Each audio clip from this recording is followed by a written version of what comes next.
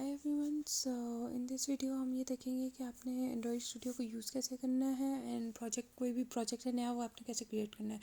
तो सबसे पहले आप फाइल पे क्लिक करेंगे, न्यू पे क्लिक करेंगे, आपके पास डिफरेंट ऑप्शन आएंगी। तो वहाँ पे आप जाके न्यू पे जाके न्यू प्रोजेक्ट आप क्लिक करना चाहो तो वहाँ पे आप क्लिक करोगे न्यू प्रोजेक्ट पे और आपके पास एक इंटरफेस ओपन हो जाएगा।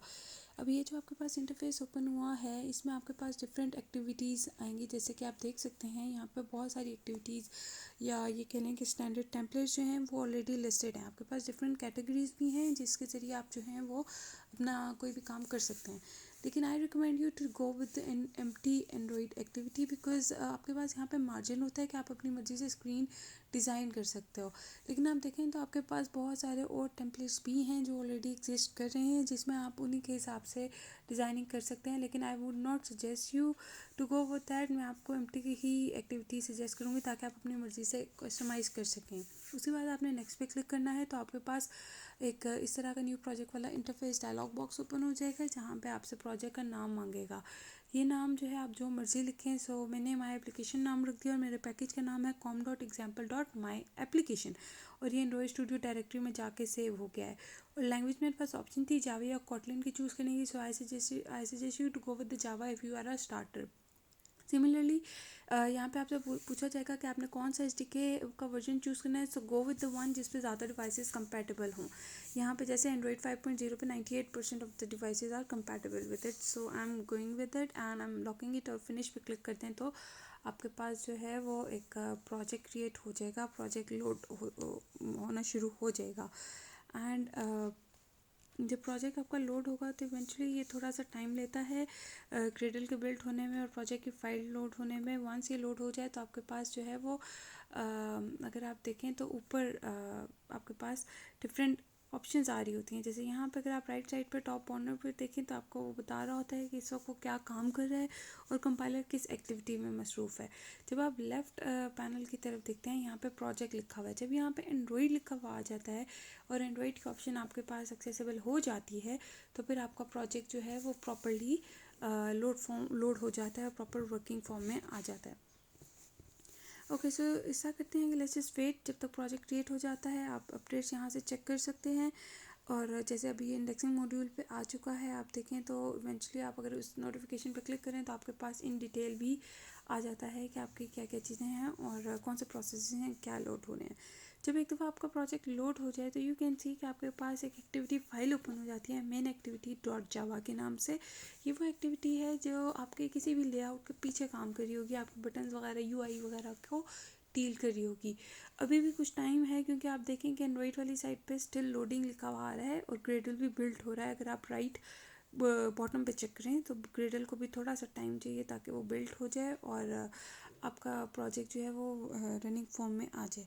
Again it depends on your computer specification. जितना अच्छे आपके कंप्यूटर के स्पेक्स होंगे, जितनी अच्छी रैम होगी, उतना ही जल्दी आपका जो है ये पूरा प्रोजेक्ट बिल्ड हो जाएगा और प्रॉपर आपका वर्किंग फॉर्म में आ जाएगा।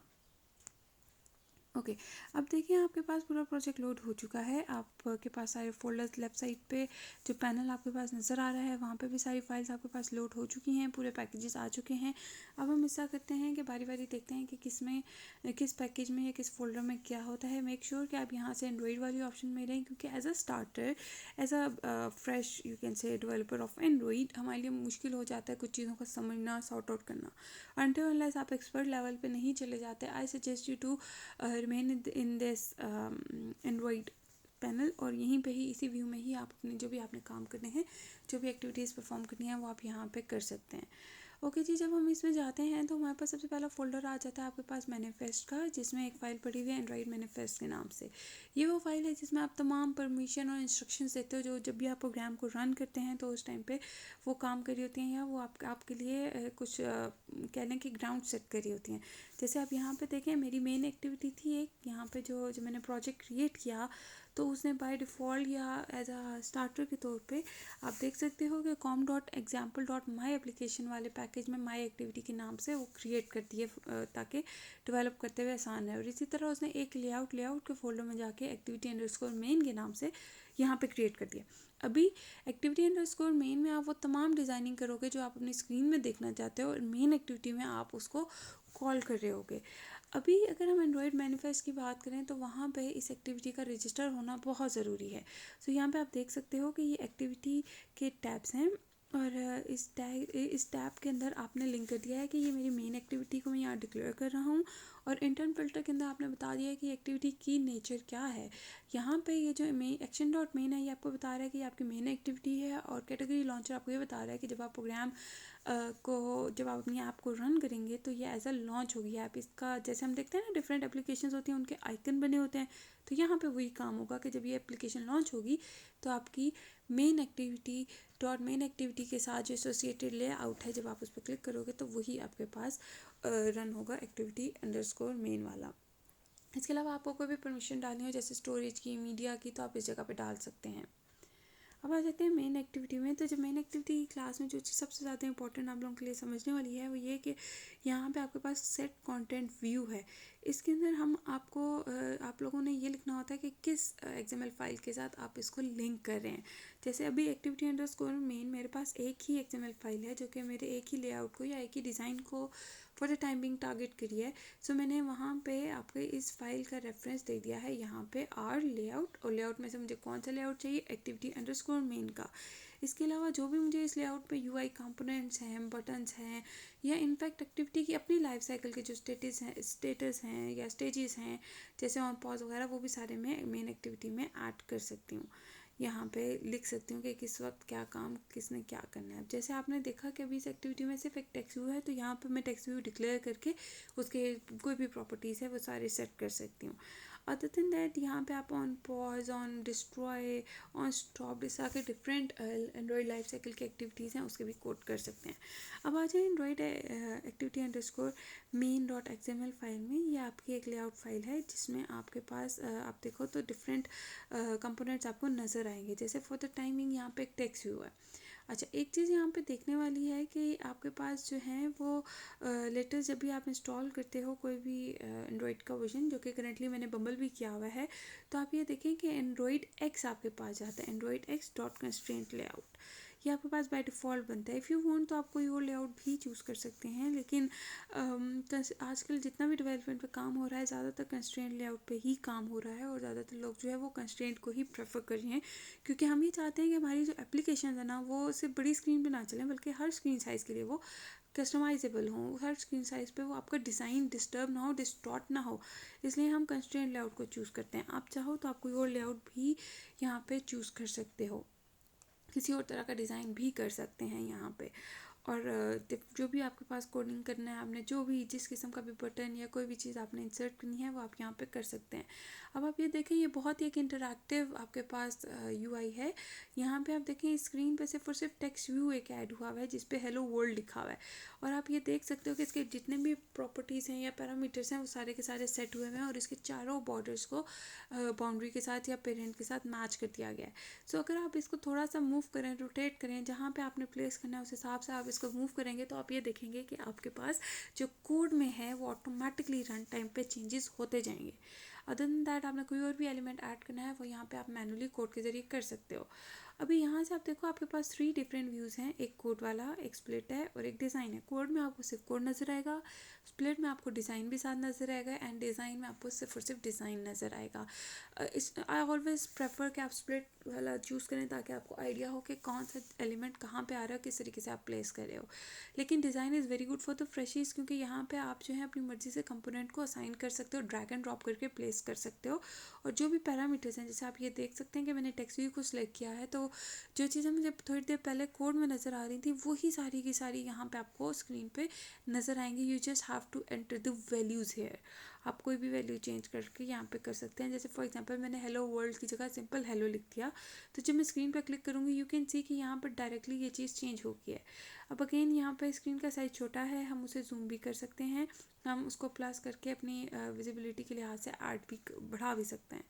ओके, यहाँ पे अगर आप कोई और एलिमेंट ऐड करने की कोशिश करो, जैसे मैंने बटन को ऐड किया, ठीक है। अब ये देखें, अब एक बटन ऐड हो गया है, इसके चारों जो साइड्स हैं वो भी कहीं पे भी बाउंड नहीं है, तो इसको आप बाउंड कर सकते हो। इसकी कोई भी आपने पैरामीटर या प्रॉपर्टीज़ चेंज करनी है तो वो भी आप आसानी कोड में जाके भी कर सकते हैं। या अगर आप स्प्लिट व्यू आपने ओपन किया हुआ है तो यहाँ पे आप देखें, जैसे फॉर इंस्टेंस आप चाहते हैं कि बटन का टेक्स्ट चेंज हो जाए, बटन की जगह कुछ और लिखा हुआ आ जाए, बटन 1 2 3 या कुछ भी, तो आप यहाँ पे जाके जो भी चीज़ चेंज करोगे तो आप देखो कि वो लाइव आपका स्क्रीन पे चेंज हो रहा है। आप स्क्रीन का कितना देखना चाहते हो, रेजोल्यूशन वगैरह, उसको किस तरीके से ओवरव्यू करना चाहते हो, वो आप हमेशा उसका साइज़ चेंज करके अपने हिसाब से अपनी कंफर्ट जोन के हिसाब से उसे चेक कर सकते हैं। अदर देन दिस आप कोई भी एलिमेंट है वो कहीं पे भी इंसर्ट कर सकते हैं, बट डोंट फॉरगेट कि ये कंस्ट्रेंट लेआउट है, यहाँ पे आपने इसे बाउंड करना होता है। हर एलिमेंट को दूसरे के साथ कंस्ट्रेंट के ज़रिए आपने लिंक करना होता है, उसको आपने गाइडलाइन देनी होती है कि कैसे आप किस तरीके से कनेक्ट करोगे। अब जैसे आप देख सकते हैं कि यहाँ पे मैंने बटन 1 2 3 को ऊपर हेलो टेक्स्ट से लिखा, यानी कि जब भी हेलो टेक्स्ट आए तो उसके नीचे मुझे बटन नज़र आना चाहिए, बटन कभी भी ऊपर नहीं आना चाहिए। तो आप देख सकते हो कि मैंने इसे हेलो बटन हेलो वाले टेक्स्ट व्यू के साथ ज्वाइन किया, और बाकी इसके जितने भी मेरे पास कंस्ट्रेंट्स के जितने भी ये थे विजेट्स में आपने जाके उसको प्रॉपर अलाइनमेंट उसकी सेट कर दी है कि अब आप कोई भी किसी भी स्क्रीन पर रन करोगे तो वो इसी इसी आपको व्यू में नज़र आ रहा होगा कि क्या चीज़ कैसे कहाँ पे आपने प्लेस करनी है, किसके साथ लिंक करनी है।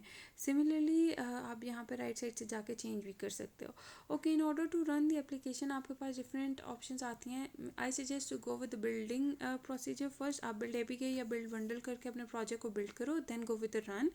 और जब आप रन पर क्लिक करेंगे तो वो आपसे बोलेगा कि आप किस डिवाइस पे रन करना चाहते हैं, वर्चुअल डिवाइस पे या आप कोई और डिवाइस करना चाहते हैं। सो चूँकि मेरा कंप्यूटर थोड़ा सा स्लो हो जाता है इसलिए मैं एक्चुअल फिजिकल डिवाइस पे कनेक्ट करती हूँ, मैं एवीडी मैनेजर की हेल्प से वर्चुअल डिवाइस कनेक्ट नहीं करती। सो फॉर द टाइमिंग मेरी डिवाइस कनेक्टेड नहीं है, लेकिन जैसे ही मैं कनेक्ट करूँगी तो ये नो डिवाइसेस वाला रिप्लेस हो जाएगा मेरी डिवाइस से। और अगर आप इससे कंफर्टेबल नहीं है तो आप डिवाइस मैनेजर पे क्लिक करके वहाँ पे भी जाके ओपन करके आप न्यू वर्चुअल डिवाइस क्रिएट कर सकते हैं, और जैसे ही आप प्रोजेक्ट को रन करोगे तो ऑटोमेटिकली वहाँ पे रन हो जाएगा। अभी यहाँ पे एक और इंपॉर्टेंट चीज़ है विच इज़ लॉकैट। लॉकैट को मॉनिटर करना बहुत इंपॉर्टेंट है। आपके जितने भी एरर्स हैं, जितने भी मैसेजेस हैं जो आपको कंपाइलर देना चाहता है या स्टूडियो देना चाहता है, वो यहीं से आपको नज़र आ रहे होंगे और आप अपने प्रोग्राम को डिबग कर सकते हैं और चेक कर सकते हैं। ठीक है जी, that's it for today's video. If you like the video don't forget to subscribe the channel and make sure कि इफ़ आपको कोई बात समझ नहीं आई या कुछ एम्बिग्विटी है सो कमेंट सेक्शन में ज़रूर आप लिख दें। I try to get back to you, and कोई भी क्वेश्चन हो feel free to contact me. Thank you for watching the video.